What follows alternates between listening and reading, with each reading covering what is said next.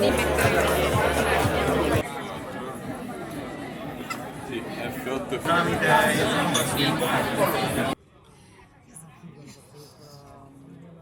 Anche prima a mezzanotte del film Partenope, un grande applauso al regista Paolo Sorrentino.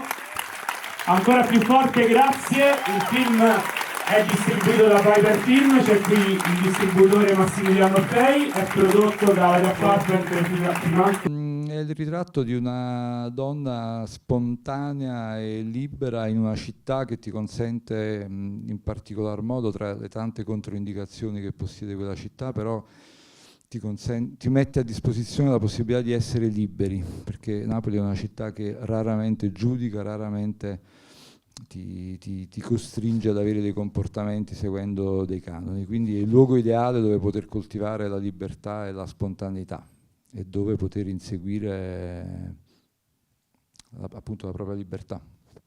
Ti È voglio un po' bene. tardi per me, scusate. È un se po' vado a tardi per te rilento. quest'ora, Sì, tardi alle 9 anche sono a per letto. tutte le persone che ringraziamo che sono Anzi, venute grazie, qui. lo so che è tardi. E di illusione ci sarà tempo, però fotografi questa ragazza. Sì, è un film su questa idea, è una specie di deposito che viene aperto.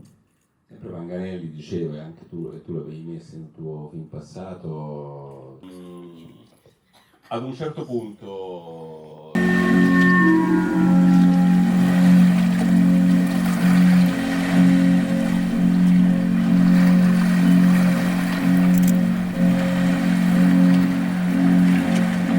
A cosa stai pensando?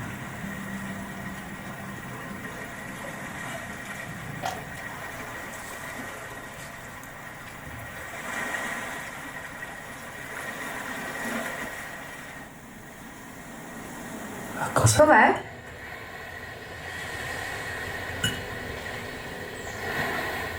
Cioè di moda, no?